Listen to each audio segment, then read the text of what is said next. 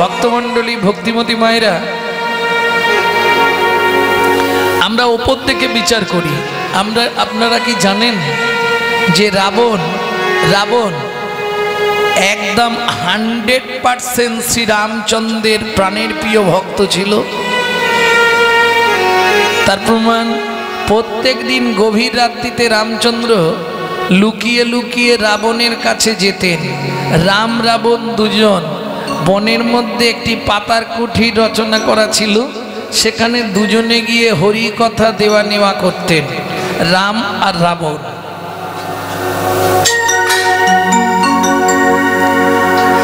প্রত্যেক দিন রাম চলে যায়, এটা লক্ষণ 2-4 দিন ধরে বুঝতে পারছে আজকে জাগার ঘুমানোর ভান করে জেগে শুয়ে আছে। যখনই রামচন্দ্র যেতে যাবে, পিছন দিক দিয়ে গিয়ে লক্ষণ পাঁজা করে ধরলে, দাদা কি তুমি কোথায় যাচ্ছ? প্রত্যেক দিন তুমি চলে যাও। রামচন্দ্র বলে, ভাই এটা শুনলে তুই কষ্ট পাবি, আমি অন্য একটা কাজে যাই, আমাকে বলতেই হবে।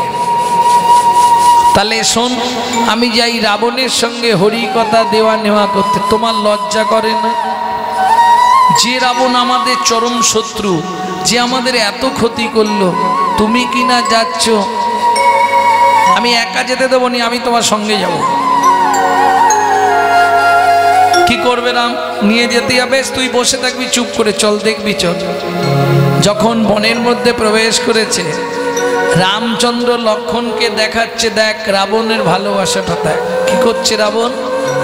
চোখে জয় রাম জয় রাম করে চোখের জল ফেলছে একটা সোনার পাত্রে, আর সেই চোখের জলটা ধরে রাখছে রামচন্দ্রের চরণটা ধোয়ানোর জন্য। লক্ষণ যদিও দেখে অবাক হলো, কিন্তু মন থেকে মানতে পারছে না, শত্রু তো শত্রুই হয়। হরি বল হরি বল। হরি কথা দেওয়া নেওয়া শুরু হলো। ভোর হয়ে আসছে, নিশি প্রায় অবগত। রাবণ বললে, প্রভু কি যদি অনুমতি দেন একটা কথা বলতে পারি? বলো। প্রত্যেক দিন হরি কথার মধ্যে আমাদের প্রেম হয়, প্রত্যেক দিন হরি কথার মধ্যে আমাদের ভাব জন্মায়। আজকে হরি কথায় প্রেমও হচ্ছে না, ভাবও হচ্ছে না, কি ব্যাপার বলুন তো? তখন রামচন্দ্র লক্ষণকে বাইরে ডাকলেন, লক্ষণ দাদা সত্যি কথা বল, তুই কোনো হিংসার বস্তু এনেছিস সঙ্গে? লক্ষণ বলে, দাদা বিশ্বাস করো, যতই হোক রাবণ আমাদের শত্রু, তাই আমি শক্তিশাল বাণটা লুকিয়ে এনেছি। রামচন্দ্র বলে, লক্ষণ দুঃখ করিস না, আমি দাদা হয়ে বলছি ওই শক্তিশাল একদিন তোরই লাগবে।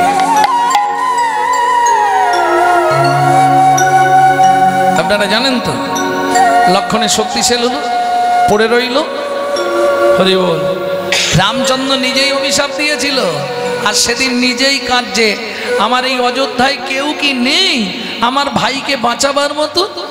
কেউ নেই এখানে। মন্ত্রী, সেনাপতি, তোমরা কেউ পারবে না? না প্রভু, আমরা পারবো না। তবে কি আমার ভাই লক্ষণ মারা যাবে? বাঁচবে না? কেউ নেই আমার রাজ্যে? আছে প্রভু, আছে। কে বলছো আছে? দূরে নয়, তোমার চরণের ধারে বসে আছি, তোমার চরণের ধারে বসে আছি। আমি পবন নন্দন শ্রী হনুমান, তোমার কৃপা হলে আমি যাব। পবন নন্দন শ্রী হনুমান হলে আমি যাব। পবন নন্দন শ্রী হনুমান তোমার চরণের নিচে বসে আছি। হনুমান বলে, প্রভু আমি পারবো। বলিস কি রে? বলে, হ্যাঁ প্রভু, তোমার কৃপা হলে আমি চলে যাব। গন্ধমাদন পর্বত বিশল্য কর, এইটা আনতে হবে তো, আমি যাচ্ছি। ব্যাস একবারে জয় রাম শ্রীরাম করে হনুমান যা লাভ দিল, বাবা শূন্য পথে ভেসে চলে গেল হনুমান। নামের জোর কতখানি এটা ভক্ত জানে, ভগবান জানে না। ভগবান নিজে জানে না তার পায়ের তলায় কি আছে, ভক্ত জানে ভগবানের পায়ের তলায় কি আছে। তাই গৌর হরি বল, হরি বল। তাই না? ভগবান তিনি জানেন না যে তেনার থেকেও তেনার নামের শক্তি অনেক বেশি। কি এটা বাস্তবেও স্বীকার করতে হবে, তাই না? কিরকম স্বীকার করতে হবে? ধরুন আপনি একজন নামকরা লোকের ছেলে, তা হঠাৎ রাস্তায় পুলিশ ধরেছে। নাম কতখানি কাজ করে দেখুন। যেমন ভগবানের নাম কাজ করে, প্রভাবশালী ব্যক্তিরও লোকের নাম কাজ করে, তবে ভগবানের নাম পরমার্থিক জগতের কাজ করে, আর আমাদের জনসমক্ষে প্রভাবশালী ব্যক্তির নাম জনকল্যাণে কাজ করে, পরমার্থিক কাজ করে, তাই না?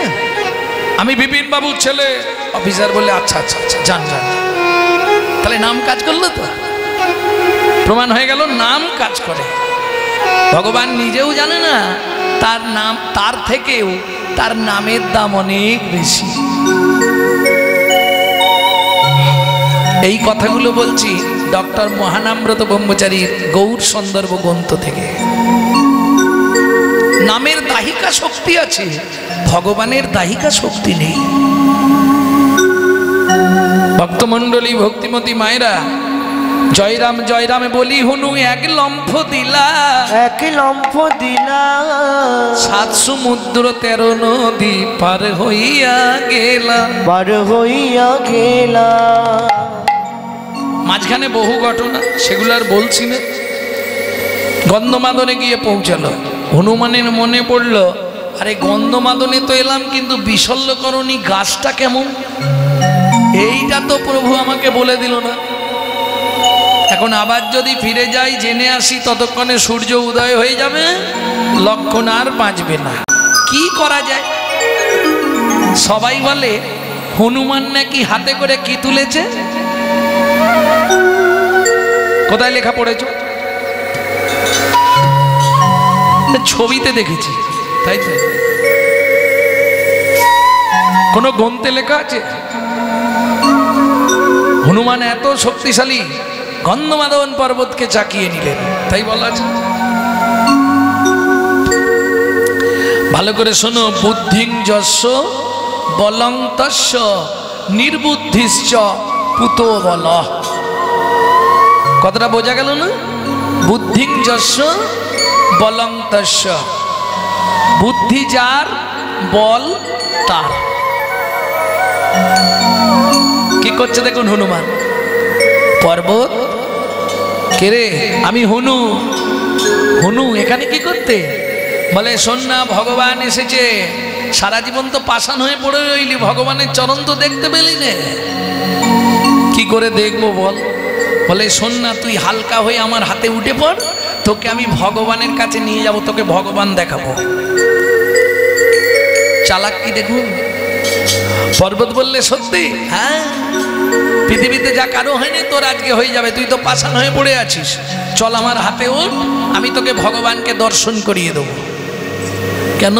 হনু জানে যদি পর্বতকে তুলে নিয়ে যেতে পারি, ওতেই বিশল্যকরণী আছে। নালে হনুমানের ক্ষমতা ছিল একটা গন্ধমাদন পর্বতকে তুলে ফেলবে? যা বলেছে, পর্বত হালকা হয়ে গিয়ে উঠে বসলেন হনুমানের হাতে। জয় হনুমান অতি বলবান, রাম নাম রতিয়া রে, মেরে মন বগিয়া রে। জয় হনুমান অতি বলবান, রাম নাম রতিয়া রে, মেরে মন বগিয়া রে। হরি বল, হরি বল, হরি বল। পথে দেখা হয়ে গেছে মুখোমুখি। এই পথ ছাড়, বলে তুই পথ ছাড়, দাঁড়া, তুই সরে যা। আমাকে চিনিস? কি চিনবো তোকে বল? আরে তোর নাম কি? পথের মাঝখানে পাহাড়টা নিয়ে কোথায় যাচ্ছি? আর আমাকে চিনুনি? আমার নাম হনু। ও তোমার নাম? আমার নাম ভানু। বেশ। কে? সূর্যদেব রথে করে যাচ্ছে, অরুণ রথ চালাচ্ছে, সূর্য সারথী অরুণ। সূর্য উদয় হতে যাচ্ছে। হনু মনে মনে ভাবলো, এ যদি উদয় হয়ে যায় তাহলে আর লক্ষণ বাঁচবে না। বুদ্ধি করে বলে, শোনো ভানু, আমার মা অঞ্জনা দেবী বলতো, ওরে হুনু পথে যদি দেখিস ভানু দুজনে বন্ধুত্ব করে নিবি, এসো দুজনে বন্ধু পাতাই, এসো দুজনে বন্ধু পাতা, আমরা প্রেমানন্দে রাম গুণ গাই, এসো দুজনে বন্ধু পাতাই, প্রেমানন্দে রাম নাম গায়, এসো দুজনে বন্ধু পাতায়। এই জন্যে বলে গণ্ড মূর্খ হনুমান, তুই আমার কাছে এলে তো পুড়ে ছাই হয়ে যাবি। তুই যদি আমার কাছে আসিস তুই তো পুড়ে ছাই হয়ে যাবি। যখনই বলেছে এই কথাটি হনুমানের মগজে ধাক্কা লেগেছে, কি যার সারা শরীরটা রাম নাম দিয়ে ঘেরা, তাকে তুমি পুড়িয়ে ছাই করে দেবে? বেশ, তবে দেখ এবার। এই বলে হনু ক্রোধান্বিত হয়ে বলে, তাহলে তুমি যখন বলছো আমি ছাই হয়ে যাব, তবু আমার ইচ্ছা আমি পূর্ণ করব, তোমাকে একবার জড়িয়ে ধরবো, ছাই হয়ে যাব। নামের শক্তি দেখুন, এক্ষুনি বললাম না, এত বলি দুহে দুহু আলিঙ্গন কইলা, এত বলি দুহে দুহু আলিঙ্গন কইলা, সূর্যরে ধরিয়া হনু বগলে দাবিলা, সূর্যরে ধরিয়া হনু বগলে দাবিলা। চেপে নিয়ে চললো হনুমান। মাঝখানে ভরতের সঙ্গে বহু কথা, ওগুলো আর বলছি না। এসে দাঁড়ালো একবার, সবাই বসে আছে অশ্বিনী কুমারদ্বয়, সুসেন বৈদ্য যিনি লক্ষণকে বাঁচাবেন। হনুমান পর্বতকে বলছে, পর্বত রে তুই বাইরে দাঁড়া, আগে দেখি ভগবান কোথায় আছে, তোকে সেই মতো নিয়ে যাব, তুই এই বাইরে দাঁড়া। বাইরে পর্বতকে রেখে হনু প্রবেশ করলেন। প্রেম সে বলো ভগবান রামচন্দ্র কি জয়। হনুরে দেখিয়া রাম কাতরেতে কয়, কাতরেতে কয়, হনু খালি হাতে ফিরে এলে বিশল্য করণী কোথায়? হনুমান বলে, প্রভু আমি মূর্খজন, বিশল্য করণী আমি চিনিব কেমন? চিনিব কেমন? তুমি তো আমাকে বলনি বিশল্য করণী দেখতে কেমন। রামচন্দ্র বলে, তাহলে তুমি ফিরে এলে, আমার ভাই আর বাঁচবে না? বলে, প্রভু ফিরে আসবো ভাবছিলাম, তারপরে বুদ্ধি করে বিশল্যকরণী চিনতে না পেরে আমি গন্ধমাদন পর্বতটাকে তুলে এনেছি। রামচন্দ্র বলে, সেটা কোথায়? হনু বলে, সেটা বাইরে রাখা আছে, চলো দেখাবো। রামচন্দ্র বাইরে বেরিয়ে এলেন, ওই গন্ধমাদন পর্বতের দিকে দেখছে, আর একবার হনুমানের দিকে দেখছে। রামচন্দ্র কেঁদে কহে, হনুরে এই অসাধ্য সাধন কেমনে করলি? হনু বলে, প্রভু গো তুমি নিজেই জানো না, তোমার নামে কি মহিমা, তোমার নামে কি মহিমা, প্রভু গো তুমি নিজেই জানো না, তোমার নামে কি মহিমা, প্রভু গো তুমি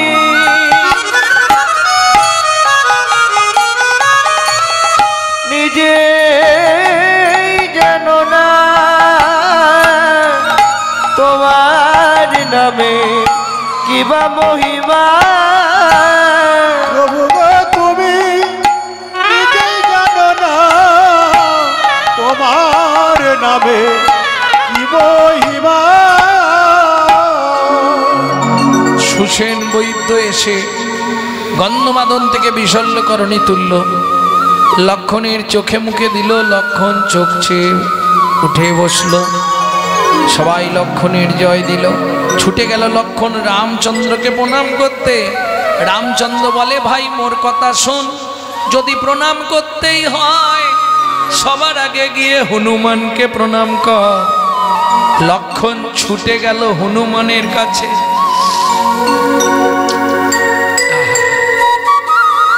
হনুমান বললে লক্ষণ কি তোমার দাদার কথা শোনো না। কেন শুনবো না? গতিবিধি কোনোদিন বদলাবে না।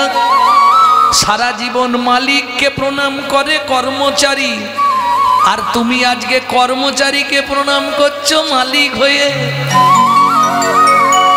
আমি কর্মচারী বলে তাহলে তোমার মালিককেই আমার প্রভু শ্রীরাম আছে। আমার প্রভু শ্রীরাম আছে। আমি দেই বিনা আর জানি না গো, প্রণাম করতে হয়তো তারকেই করো। জানি না গো, করতে হয়তো তাকেই করো। গুণান করবি না গো, আমার প্রভু শ্রীরাম আছে। কিন্তু এত বেলা হয়ে গেল, সূর্য উদয় হচ্ছে না, কি ব্যাপার? ব্যাপারটা কি? রামচন্দ্র বলছে হুনু তুই কিছু জানিস? হুনু তো মিথ্যে বলবে না।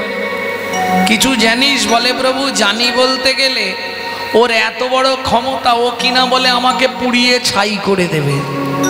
ও মানে সূর্যদেব, সে কোথায় হুনু? বলে এই যে চেপে রেখে দিয়েছে মশা। হ্যাঁ, আর ছাড়বো? সূর্যদেব চিৎকার করছে প্রভু আমায় বাঁচাও, প্রভু আমায় বাঁচাও। হরি বল। হনুমান বলে প্রভু ওকে আগে বলতে হবে আমার অন্যায় হয়ে গেছে, না হলে ওকে আমি ছাড়বো না। তুমি বলো প্রভু, যার সারা দেহটা রাম নাম দিয়ে ঘেরা, তাকে কিনা পুড়িয়ে ছাই করে দেবে, এটা কি হয়? সূর্যদেব অন্যায় স্বীকার করলো হনুমানের কাছে, তবে হনুমান ছাড়লো, তবে পূর্ব গগনে রবি উদ্ভাসিত হলো। যার জন্যে বৈষ্ণব কবি জগদানন্দ পণ্ডিত ওই লাইনটা ওইভাবে লিখে দিলেন, অকারুণ পুন বালয়ডুন উদিত মুদিত কুমুদ বদন। অকারণ পুন বাল অরুণ উদিত মুদিত কুমদ বদন। চমকি চুম্বি চঞ্চরি পাদ, চমকি চুম্বি চঞ্চরি পাদ। মিনিক সদন সাজে, আবার মিনিক সদন সাজে। আবার মিনিক সজনি সাজে। যত বৈষ্ণব সাহিত্যে যত পদাবলী আছে, সব থেকে কঠিন পদ কিন্তু এই পদাবলী, তাই না বাবা? দুটি পদ জগদানন্দ পণ্ডিতের, রূপের গৌরচন্দ্রিকা, দামিনী দাম দমন রুচি দরসয়ে দূরে গেল দরপকি দাম, আর কুঞ্জভঙ্গের প্রথম 1 নম্বর পদ জগদানন্দ পণ্ডিতের, খুব কঠিন পদ। তাহলে অকারুণ পুন বাল অরুণ উদিত মুদিত কুমুদ বদন। এই সূর্য উঠলে কোন কোন ফুল মুখ বন্ধ করে?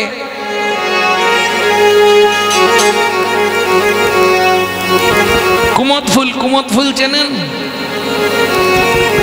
কুমদ ফুল চেনেন না? আরে জলের মধ্যে হয়, আপনারা মনে হয় সাবলা বলেন, সাবলা।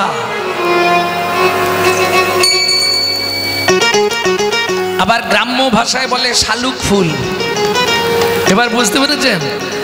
এইবার সারা রাত ধরে ভ্রমর ওর ভেতরে মধু খাচ্ছিল, যেই সূর্য উঠে গেছে ফুল তো মুখটা বন্ধ করে দিয়েছে। ভ্রমর কোথায়? যখনই বন্ধ করে দিয়েছে ফুল, মুখ বন্ধ করে দিয়েছে, ভ্রমর তো ভেতরে আটকা পড়ে গেছে। কি করছে? চমকে চমকে চুম্বন করে, চমকে চুম্বন করে। বলে ও ফুল আমায় ছেড়ে দে রে, চমকে চমকে চুম্বন করে। বলে ও ফুল আমায় ছেড়ে দে রে, আপনালয় ফিরে যাব। ও ফুল আমায় ছেড়ে দে রে, আপনালয় ফিরে যাব। ও ফুল আমায় ছেড়ে দে রে, চমকে চমকে চুম্বন করে। চমকি চুম্বি। হঠাৎ যদি তুমি ঘরের মধ্যে আটকে যাও, তখন কি করবে? এদিকে ধাক্কা দেবে, ওদিকে ধাক্কা দেবে, কোথা দিয়ে বেরোনো যায়, তাই না? তা ফুল ওই বারবার ফুল যখন মুখ বন্ধ করে দিয়েছে, সূর্য উঠেছে, ভেতরে ভ্রমর আটকা পড়ে গেছে, ও চমকে চমকে চুম্বন দিচ্ছে ফুলের মুখে, আমাকে খুলে দে। চমকে চুম্বি চঞ্চরি পাদা মিনিক সদন সাজে, আমাকে যেতে হবে, ফিরতে হবে সদন মানে নিজের ঘরে, তাই না? তাই সখী এখনো কি একটু একটু রাত আছে নাকি বলতো? এই তো অন্ধকার অন্ধকার লাগছে। কি জানি সজনী রজনী তো ঘুঘু ঘন ঘন ঘোষিত ঘর, কি জানি সজনী রজনী তো গুগু গণ ঘোষিত ঘোর। কি জানি সজনী রজনী তোর ঘুঘু ঘন ঘন ঘোষিত ঘর। কি জানি সজনী রজনী তোর গুগু ঘন ঘন ঘোষিত ঘোর। সুখ সারিত আস্তে, কি জানি সজনী রজনী থোর ঘুঘু ঘন ঘন ঘোষিত ঘোর। জিত দামিনী চিত কামিনী কামিনী কুললাজে, জিত যামিনী গীত কামিনী কামিনী কুললাজে। হুকারত হত শোক কক হত শোক কোক অবহু জাগহু সবহু লোক, অবহু জাগহু সবহু লোক। সুখ সারি কপিক কাকুলিনী দুবন ভরি গাজে, ওগো সুখ সারি কবি কাকুলিনী দুবন ভরি গাজে। আস্তে আস্তে আস্তে আস্তে আস্তে ওমা যে যেখানে ছিল বৃন্দাবনের নিয়ম অনুসারে সবাই ডাকতে শুরু করেছে রাধা গোবিন্দকে জাগানোর জন্য। কেন? বেলা হয়ে গেলে রাধারানী ঘরে ফিরতে পারবে না, সর্বনাশ হয়ে যাবে। সবাই মিলে চিৎকার করে ডাক, আমৃতে কোকিল ডাকে কদম্বে ময়ূর, দাক্ষা ডালে বসি কীর বলয়ে মধু, বলয়ে মধু। যে যেমন করে পাচ্ছে। আম্রডালে কোকিল ডাকছে, কদম্বে ময়ূর, দাক্ষা ডালে বসি কীর বলয়ে মধুর, তরু মূলে বসি ডাকে কপত কপতি।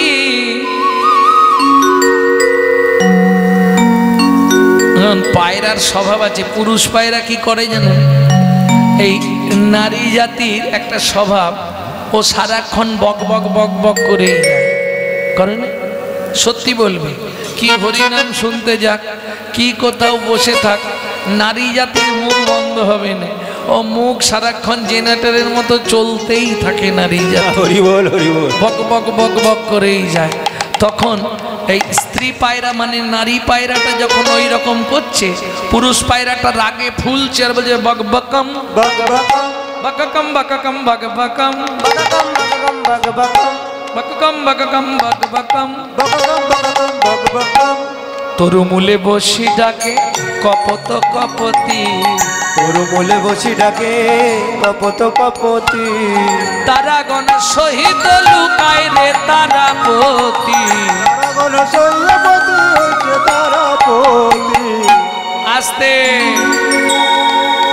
বল কপতি কপতি, বল কপতি কপতি, বল কপতি কপতি, বল কপতি কপতি, বল কপতি কপতি। বল কপতি কপতি। ও মায়েরা সত্যি কথা বলো, তোমাদের কতগুলো করে স্বামী? বলে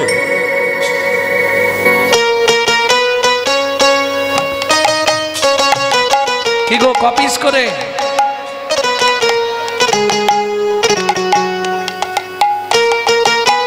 দুটো দুটো দুটো স্বামী?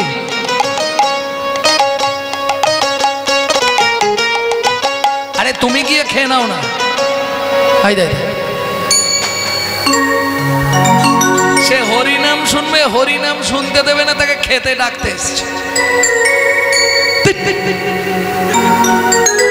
কি মানুষ বটে! তাহলে ও চলে গেলে পাপটা তো তোমার ঘাড়ে যাবে, এটা বোঝো না? ওকে ডেকে নিয়ে যাও মানে ওর পাপটা তোমার ওপরে চাপবে। তো হরিবাসরে কেউ কাউকে ডাকতে নেই, তাহলে অপরাধটা আপনাকে পেতে হবে। হ্যাঁ, কোনোদিনও ডাকতে নেই। আমার ভালো লাগে না, আমি উঠে চলে যাব। আর একজনকে যদি ডেকে নিয়ে যাই তাহলে তার বাধাপ্রাপ্ত করলাম তো আমি, এই অপরাধটা আপনাকে নিতে হবে। ভক্তমণ্ডলী, ভক্তিমতী মায়েরা, তাহলে কটা করে পতি নারী জাতি? কে বলবে কটা? দুটো মাত্র। কটা স্বামী ঠিক করুন? আর চারটে। একটা দেহের প্রতি, একটা পরমপতি গোবিন্দ। তার আগে দুজনের সঙ্গে আপনার বিয়ে হয়। কার কার সঙ্গে? প্রথম বিয়ে হবে আপনার নারায়ণের সঙ্গে। দেখবেন দুজনের হাতের মাঝখানে কে থাকবে? সরাসরি ছেলের সঙ্গে মেয়ের হাত লাগাতে দেবে না, মাঝখানে নারায়ণ। প্রথম বিয়ে। দ্বিতীয় বিয়ে কি ভুল বলছি না? ছিল ভেতরে, ছিল তো। দ্বিতীয় বিয়েটা কার সঙ্গে হবে? অগ্নির সঙ্গে, অগ্নির দেবতার সঙ্গে বিয়ে হবে দ্বিতীয় বিয়ে। তৃতীয় স্বামীর সঙ্গে। আর একজন পতি জনম জনম রয়েছে, তিনি হলেন পরমপতি শ্রী গোবিন্দ। নারী জাতির চারটে স্বামী। আচ্ছা, বিয়েটা কে করে? সত্যি কথা বলো, বলো, বিয়ে কে করে? মায়েরা তো ঝগড়া হলেই বাড়িতে বলে, আমি কি এমনি এসেছিলাম, তুমি আমাকে বিয়ে করে এনেছো। এটা 100% মিথ্যে কথা, জানেন? পুরুষ কোনোদিনও নারীকে বিয়ে করে না, নারী পুরুষকে বিয়ে করে। এটা মেনে নেবেন? মানবে না, প্রতিবাদ করছে, মেয়েরা বলছে মানব না।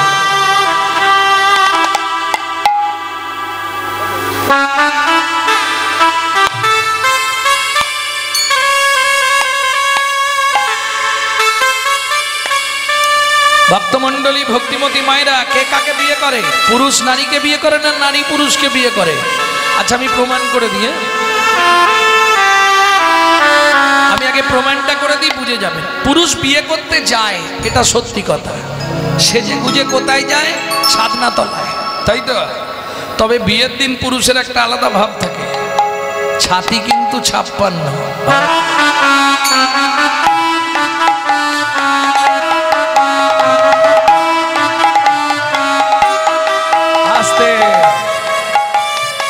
গিলে করা ধুতি পাঞ্জাবি পরে, আর ওই মাথার ওপরে কি লাগানো থাকে বল?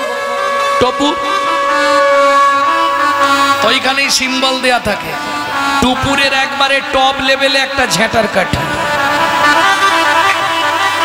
সিম্বলটা তো ওইখানেই দেওয়া আছে, যেদিন থেকে বিয়ে করলি কপালে একটা তুলে রাখ। এগিয়ে গো বেচারার মতো ছাদনা তলায় দাঁড়ালো। মেয়েটা লোকের কোলে করে এলো, পান পাতা চাপা দিয়ে 7 বার ঘুরলো। কে ঘুরলো? মেয়েটা। এইবার পান পাতা সরিয়ে প্রথম কে দেখলো? মেয়েটা। মালা বদনের সময় কে আগে মালা দিল? মেয়েটা। হাত বাঁধার সময় কার হাত আগে দিল? মেয়েটা। খই পুরানোর সময় কে আগে আগে গেল? মেয়েটা। তাহলে বিয়ে করলো কেটা?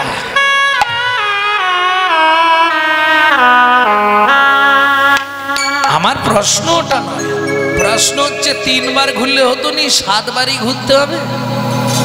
কি গো, এটা অনেকে জানেননি, জেনে নিন। অনেকেই ভাবে বউ মানে সারাক্ষণ আমার স্ত্রী বা বউ, এটাই আমরা জানি না। 24 ঘন্টায় 8টা কাল। একটা কাল নারীর নিজের জন্য, আর 7টা কাল সে স্বামীর কাছে 7 রকম ভাবে পরিচারিকা হবে। তার জন্য 7টা পাক। 7টা পাক কি কি গুনে নাও? সোহাগে ভগিনী রমণে রমণী, সোহাগে ভগিনী রমণে রমণী, ধ্যানে জ্ঞানে এরা মাতৃ জননী, ধ্যানে জ্ঞানে এরা মাতৃ জননী, অন্নপূর্ণা গৃহ লক্ষ্মী, অন্নপূর্ণা গৃহ লক্ষ্মী, দাসীবাদী বা কিঙ্করী, দাসীবাদী বা কিঙ্করী। তাই তো 7টা পাগমারি, তাই তো 7টা পাগমারি। বুঝে নিয়েছো? কি বুঝলে? সোহাগে ভগিনী বোন, রমণে রমণী, ধ্যানে জননী। যখন ভাত খেতে দেবে দেবী অন্নপূর্ণা, যখন সন্ধ্যাবেলায় তুলসী তলায় পু তখন গৃহলক্ষ্মী, যখন স্বামীর পায়ে তেল দেবে তখন দাসী। এখন উল্টে গেছে মাসি। আর বাদীটা খুব কম দেখা যায়। বাদী মানে বিপক্ষ, এটা খুব কম থাকে সংসারে। এটা বললাম বহিরাঙ্গ তত্ত্ব। এবার ভেতর তত্ত্বটা বলবো আস্তে, ছোট করো। 7 পাক কেন দেওয়া হয়? আগেকার দিনে হারিকেন ছিল, দেখেছিলেন তো হারিকেন? ওটা রাত্রিতে জ্বালিয়ে দেবেন, সকালে গিয়ে দেখবেন হারিকেনের কাঁচের ভেতর 10-15 জন উল্টে পড়ে আছে। কারা? পোকা। ঠিক ধরেছে। এই তত্ত্বটা বুঝে নিন। পুরুষ ভাইরাও শুনে নাও। নারী হলো হারিকেন, পুরুষ হলো পোকা। না জেনে ভেতরে গেলেই পুরে মরবি বোকা, পুরে মরবি বোকা। যেমন দীপিকা উজরে অতিকা, যেমন দীপিকা উজরে অতিকা, যেমন দীপিকা উজরে অতিকা, যেমন দীপিকা উজরে অতিকা। ভিতরে অনল শিখা, ভিতরে অনল শিখা। পতঙ্গ দেখিয়া ঘুরিয়া পড়ায় পুরিয়া মরয় পাখা, পতঙ্গ দেখিয়া ঘুরিয়া পড়ায় পুরিয়া মরয় পাখা। নারীর চরিত্র অতি সে কঠিন, নারীর চরিত্র অতি সে কঠিন। কে বুঝিবে বলতা, বুঝিবে বলতা। বুঝিতে অবধি নারী লেগ বিধি, 7 দিনে গড়িল যা। চলুন পূর্ণমাসী যোগমায়া জাগো হো বিশ্বভানু নন্দিনী মোহন যুবরাজে। হে বিশ্বভানু নন্দিনী রাধে, তোমার মোহন যুবরাজকে নিয়ে তুমি এবার জেগে ওঠো। কেন? অকারুণ পুন বালয়রুণ উদিত মুদিত কুমদ বদন। অকারুণ গুণ বালয়রুণ উদিত মুদিত কুমদ বদন। বলে কেন রে অরুণ উদয় হলি, কেন রে অরুণ উদয় হলি। আমাদের রাধে শ্যাম ঘুমায়ে আছে, কেন রে অরুণ উদয় হলি। আমাদের রাধে শ্যাম ঘুমায়ে আছে। বলি তোর প্রাণে কি দয়া মায়া না, রাধে শ্যাম ঘুমিয়ে আছে। তোর প্রাণে কি দয়া মায়া, আমাদের রাধে শ্যাম ঘুমিয়ে আছে। কেন রে অরুণ উদয় হলি। আস্তে আস্তে আস্তে ও মায়েরা, এই একটা পদে গান শেষ হয়ে যাবে।